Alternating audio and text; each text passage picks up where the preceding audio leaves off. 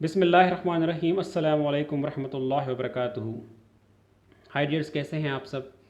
I do hope you will be fine and enjoying the best of your health. The topic that I have selected to discuss with you people is very important, and that is correlation versus causation.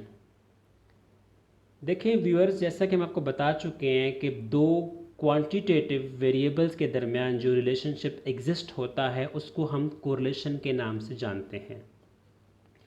और मज़े की बात यह है कि correlation जो होता है, आपका कॉमन सेंस जो है इसको एडमिट भी करता है, एक्सेप्ट करता है और तस्लीम भी करता है। और कोरिलेशन की क्वालिटी ये भी होती है कि फिर ये हर जगह प्रेजेंट होता है।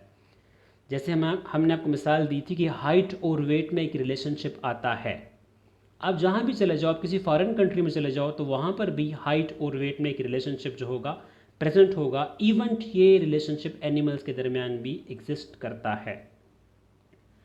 लेकिन कुछ रिलेशनशिप ऐसे होते हैं जो काज एंड इफ़ेक्ट की वजह से बन जाते हैं।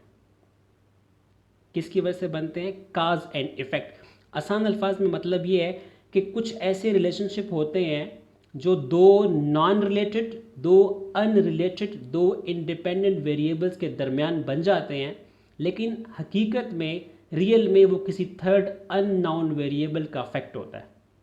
तो इस किस्म के रिलेशनशिप को फिर हम कोरिलेशन तो कह नहीं सकते, उसको फिर हम काजेशन कहते हैं। ठीक है, that is the relationship between two non related variables which is actually the affect या cause of third variable. Such accidental correlation is called causation.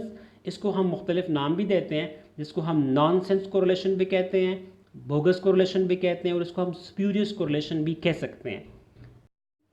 आसान अल्फाज में ये कि ये ऐसे रिलेशनशिप होते हैं जो हादसाती तौर पे बन जाते हैं, इत्तेफाकी तौर पे बन जाते हैं। जिस तरह हमारी लाइफ में हसीन इत्तेफाक भी होते हैं, बदतरीन इत्तेफाक भी होते हैं। किसी शायर ने क्या खूबसूरत इस चीज़ को इजहार करके बताया है कि क्या हुस्न इत्तेफाक है तेरी गली में, हम एक काम से गए थे कि हर काम से गए। और काजेशन जो होती है, इसको आपकी जो कॉमन सेंस है वो एडमिट नहीं करती, एक्सेप्ट नहीं करती, क्योंकि ये एक थर्ड अननोन वेरिएबल का अफेक्ट होता है। एक तीसरा वेरिएबल जो है डिक्टेट कर रहा होता है, उसकी वजह से दो नॉन रिलेटेड वेरिएबल्स में स्ट्रॉन्ग रिलेशनशिप जो है वो बन जाता है। Causation is not present everywhere. जिस तरह कोरिलेशन हर जगह प्रेजेंट होता है, इस तरह जो काजेशन होता है ये हर जगह प्रेजेंट नहीं होगा। डियर्स, हमने आपको काफ़ी ज़्यादा कहानी सुना दी। अब कुछ एग्जांपल्स मैंने आपको देनी है ताकि आपका जो कंसेप्ट है वो ट्रांसपेरेंटली क्लियर हो जाए, आप जो है वो बयान कर सकें कि कोरिलेशन और काजेशन में जो है वो मेन फ़र्क क्या है।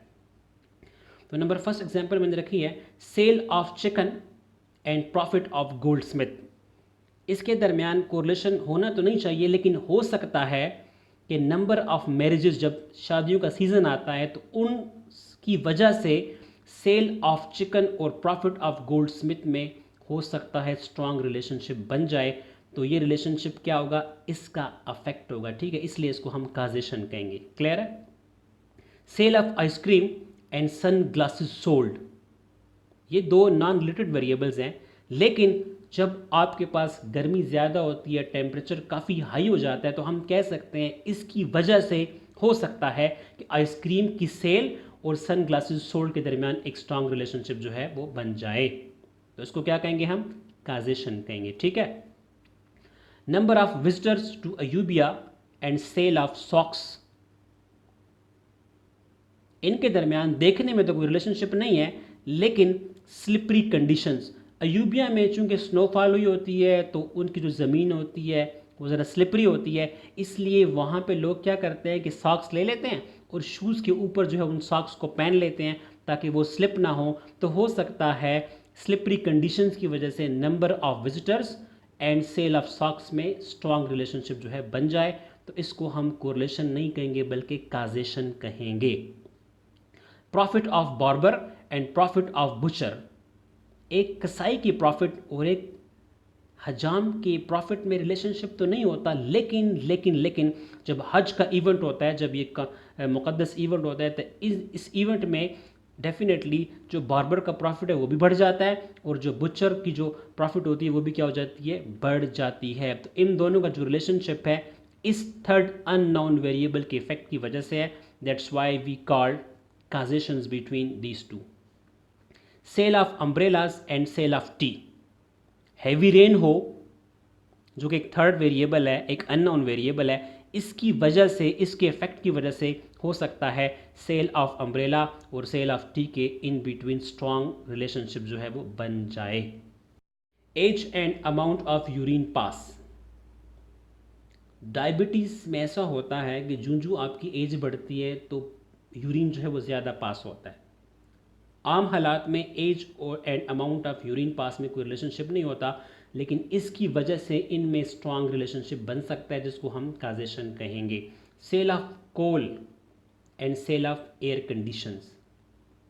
हो सकता है विंटर की वजह से जब सर्दी आ जाती है तो कोयले की जो है वो सेल बढ़ जाए और इसके बढ़ने की वजह से एयर कंडीशन की जो है वो सेल कम हो जाए.